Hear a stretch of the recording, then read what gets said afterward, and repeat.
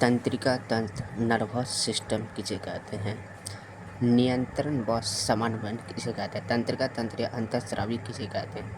तो दो ऐसे तंत्र जो हमारे शरीर में होने वाली क्रियाओं को नियंत्रित करते हैं और अंगों के बीच समन्वय बनाने का कार्य करते हैं, तंत्रिका तंत्र व अंतःस्रावी तंत्र कहते हैं।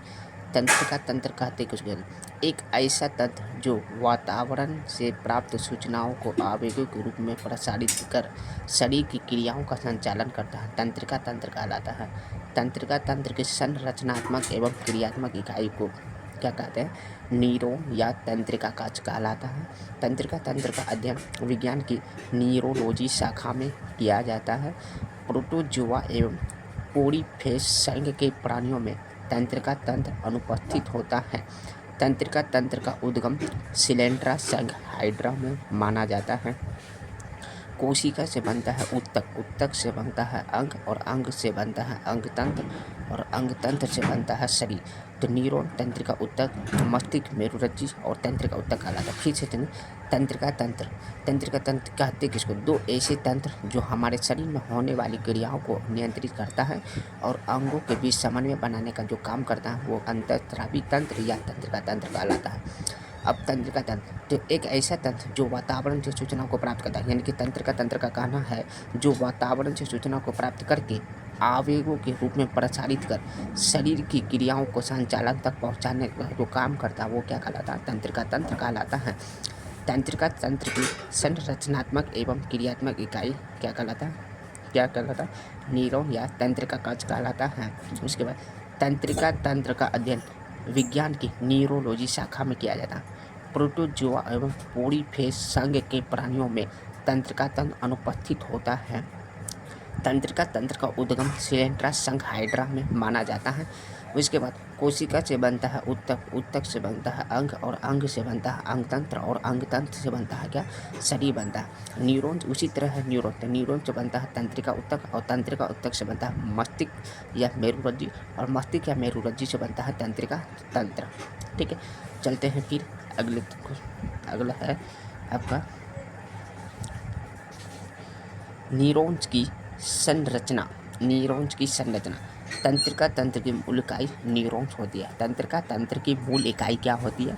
न्यूरॉन्स होती है। तंत्रिका तंत्र की संरचनात्मक एवं क्रियात्मक इकाई न्यूरॉन्स कहलाती है। तंत्रिका तंत्र की संरचनात्मक एवं क्रियात्मक इकाई क्या कहलाती है? न्यूरॉन्स कहलाती है। मानव शरीर में लगभग 100 अरब न्यूरॉन्स पाए जाते हैं। मानव शरीर में लगभग कितने अरब न्यूरॉन पाए जाते हैं? 100 अरब न्यूरॉन्स पाए जाते हैं मानव शरीर में। सर्वाधिक न्यूरॉन मस्तिष्क में पाए जाते हैं। सर्वाधिक न्यूरॉन्स किस में पाया जाता है? तो मस्तिष्क में पाया जाता है। सर्वाधिक न्यूरॉन्स किस में पाया जाता है? मस्तिष्क में पाया जाता है। क्या? तो सर्वाधिक न्यूरॉन्स में कोशिका विभाजन।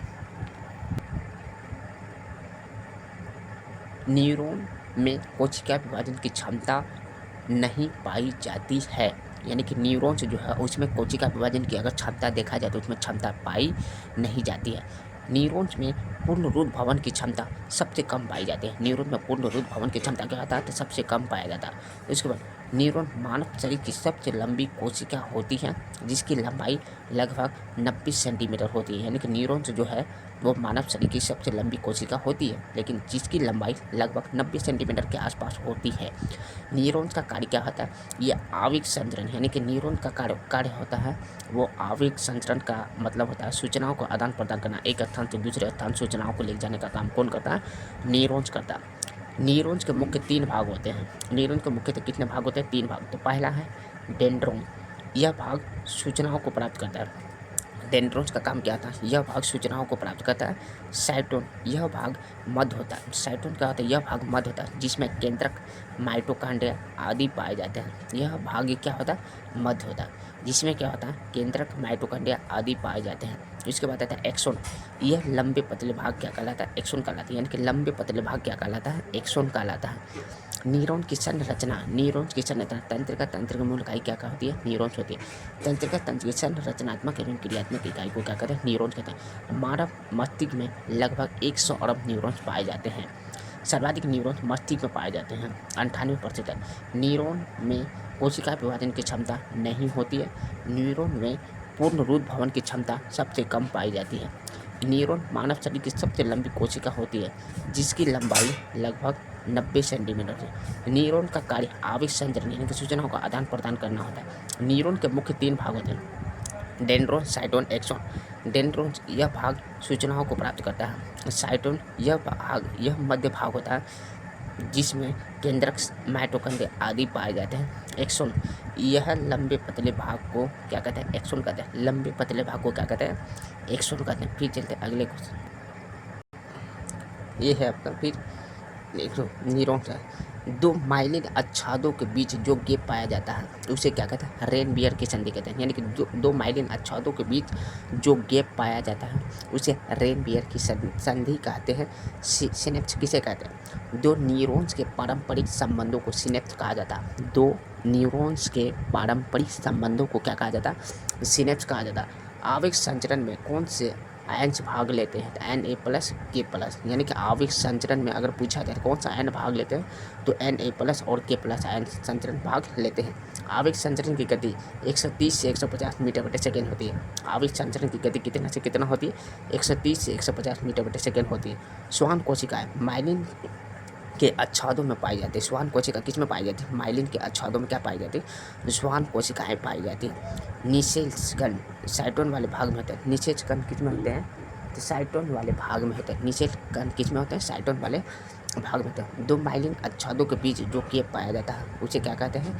रेनबियर की संधि कहते हैं। सिनेप्स किसे कहते हैं? 2 न्यूरॉन्स के पारस्परिक संबंधों को सिनेप्स कहा जाता है। आवेग संचरण में कौन सा आयन भाग लेते हैं? Na+, K+ लेते हैं। आवेग संचरण की गति 130 से 150 मीटर प्रति सेकेंड होती है। श्वान कोशिकाएं माइलिन के आच्छादों के बीच में पाई जाती हैं। निषेच कण साइटोन वाले भाग में था। और ये जो नीचा वाला दिखाई दे रहा है आपका, ये है आपका न्यूरॉन्स का चित्र दिखाई देता है, जैसा कि डेंड्रोन, साइटोन, एक्सोन, निषेच, श्वान कोशिकाएं, रेनबियर की संधि, माइलिन आच्छादों, सिनेप्स, उसके ये सब जो पढ़े ये क्या है? तो ये नायलॉन की आच्छादी यानी कि न्यूरॉन्स का जो मानचित्र होता है वही है। ठीक।